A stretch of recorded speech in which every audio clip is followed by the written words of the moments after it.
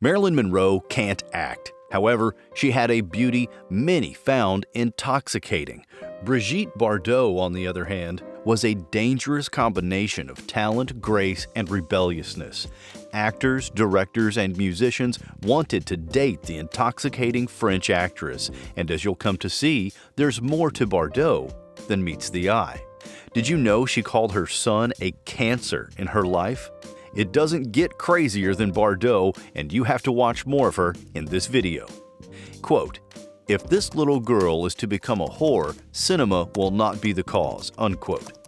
Brigitte Bardot's grandfather said that when Brigitte announced her decision to act, much to the horror of her parents. Well, we're not sure about the horror part, but the actress allegedly went on to have relationships with 100 people, men and women. That is certainly iconic, and when it comes to being an icon, just wait till we show you all about it. Let's give you a sneak peek. She made the bikini popular among women, but more on that later. Bardot was born September 28, 1934, to wealthy parents. However, to Bardot, her parents' wealth and social status was more of a curse than a blessing. They were strict with her and her sister. Her parents were conservative Catholic, and her father believed that his daughter should behave in a certain way. He controlled everything his daughter did, from her table manners to her choice of clothing. Bardot's mother also wanted her to make friends with a certain kind of people, which meant Bardot had little friends growing up. The actress wanted to be free of her parents, and she would get that chance, a scandalous chance at that. We'll tell you all about it soon. So, because of her upbringing, Bardot had to stay indoors, and it could get pretty boring. Then, the Second World War happened, and things got worse for Bardot. She couldn't even leave the house anymore with the Germans occupying France. So, the sexy actress found a way to express herself. She began to dance to her parents' records, and her mother saw her and concluded that her daughter would be a ballerina. The actress's mother saw her elegance and was certain it was more suited for ballet. So by 7, Bardot had to juggle school and ballet. She soon became the student of Russian choreographer Boris Nyasev. The actress could express herself with her dancing, but she wasn't truly free. However, ballet would open doors for her. While taking her classes, the director of Elle magazine, Helene Gordon-Lazareff, saw her, and she was sure she had found glory in the form of a girl. So she hired Bardot to be a junior model at just 14. Helene Gordon-Lazareff was right. Bardot had what it took to be the best model there is. At 15, she had already made it to the front cover of Elle magazine. Just like that, a new elegant star had been born, and everyone wanted her, including director Marc Allegret, who offered her a role in his film Les Laurets Sans Couper. Bardot wanted to audition, but her parents were horrified at their daughter's becoming an actress. They believed she would become wild. Well, they were on to something. The sexy actress got support from her grandfather, and off she went to audition for the role. At the audition, she met Roger Vadim. The elegant star returned home, but when Vadim arrived to see her, it was to tell her she didn't get the part. However, Vadim didn't just deliver the message and leave. He had certain intentions that scared Bardot's parents witless. The upcoming director wanted a relationship with Bardot, and the feeling was mutual. It was scandalous. He was older than her. He represented Bardot's innermost desire. Vadim was wild and free, and this scared Bardot's conservative parents. They were sure he was after their daughter because of their wealth. The actress's mom was so distrustful of Vadim that she counted their silver cutlery when he left the house. For Bardot, the disappointment of missing out on her first film didn't linger. Vadim took her under his wing. She became both his lover and student. The director taught Brigitte things, and she soaked everything in. She learned the art of lovemaking and how to use her feminine charms. He also made her bolder and more popular in the French movie industry. He didn't try to outshine her. He made sure the attention was on her, and soon everything came crashing down. Bardot's parents said never. They told the actress that she should end her relationship with Vadim. She didn't take it well, and in her pain, she did something. The actress went to their kitchen and stuck her head into a burning oven, prepared to slow cook herself to death. Her parents were scared. They told her she could be with Vadim, but they wouldn't get married until she was 18. The couple agreed, and Bardot was finally free to be who she wanted. That person was wild, wilder than what Vadim had thought. Due to Vadim, the actress had become a familiar face in the French movie industry, so she got another film offer and got the film this time. Then she got another role, Menina, the girl in the bikini, which Willy Razier directed. That film made Bardot into the kind of actress she would be. The film was sensual, and it was because it was Bardot's sensual nature. The audience couldn't get enough of the actress wearing a tiny bikini throughout the film. The brief nude scene she had, it sent the audience crazy. Her wearing bikini on skin was groundbreaking, and it made her the poster girl of a different kind of freedom for women. The actress became the object of everyone's fantasy, and there was more to come from her, and the more brought too much. When she became 18, the actress immediately married Vadim. Her parents had become powerless to stop her, and Vadim would experience firsthand just how Bardot took to his lessons.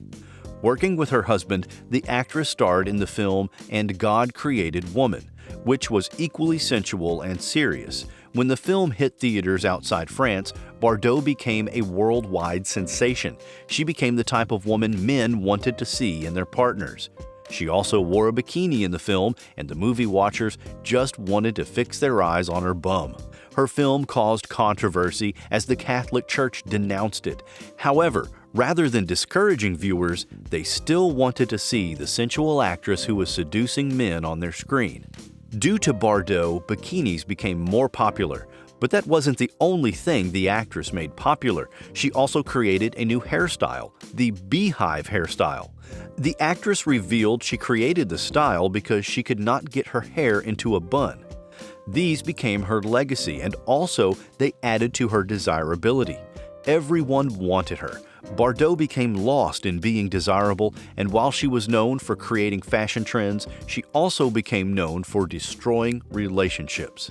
She said, quote, "The present was getting lukewarm. I have always looked for passion. That's why I was often unfaithful, and when the passion was coming to an end, I was packing my suitcase," unquote.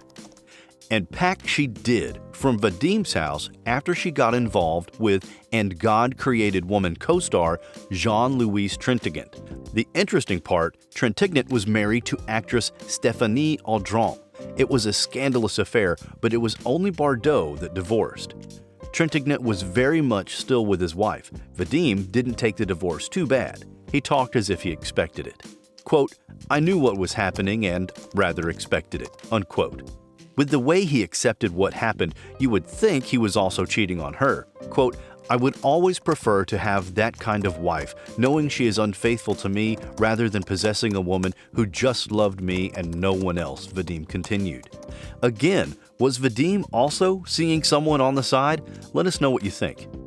Bardot wasn't remorseful. She blamed Vadim. We know, shocking, but it was classic Bardot. Accountability wasn't really her strong suit. Quote, "He taught me how to be so free that as a result, I left him for another man. That was his price to pay," unquote. However, Bardot would come to realize one thing. Passion wasn't always redder on the other side. Her relationship with Trintignant had all the telltale signs of an epic mess, but the sexy French star never looked 6 steps into the future. She cared about the now. Trintignant and Bardot lived together, but they never got married. They couldn't. Trintignant was still married to another, and he always went back to his wife. The actor was also a soldier, so between his lawfully wedded wife and his work with the army, there was little time for Bardot, and this complicated things for the actress who required intense passion in a relationship. Well, she got her passion back, but it wouldn't be with Trintignant. It was with musician Gilbert Bécaud. Yes, Bardot was having an affair inside her affair with Trintignant. Let's give you a few seconds to let that sink in. Eventually, she lost her relationship with Trintignant, and you wouldn't believe what happened next. The sensual star was overwhelmed by losing that relationship and what was happening in other parts of her life. Her critics demonized her roles, and paparazzi were always nipping at her heels, trying to get the pictures and the news about her life. Bardot couldn't take it anymore. She decided to escape, but her way was extreme. The actress overdosed on sleeping pills, hoping to die. Fortunately, she survived, and within weeks, she returned to her sensual, delightful self and soon found herself involved with another man. On the set of Babette Goes to War, Brigitte met Jacques Charrier, and he charmed his way into her heart. The two began an intoxicating romance that helped the actress forget things. Then something happened. Brigitte became pregnant. She didn't want to become a mother, so she wasn't excited. However, Charrier was happy. The woman of his dreams was going to have his child, so he convinced Brigitte to marry him and keep the baby. She agreed, and things turned dark. She didn't want the baby and tried to get rid of it. She punched her stomach to force a miscarriage and even asked for morphine from her doctor. When the actress eventually gave birth in January of 1960, she still didn't want to be a mother, which led to conflict in her relationship with Charrier.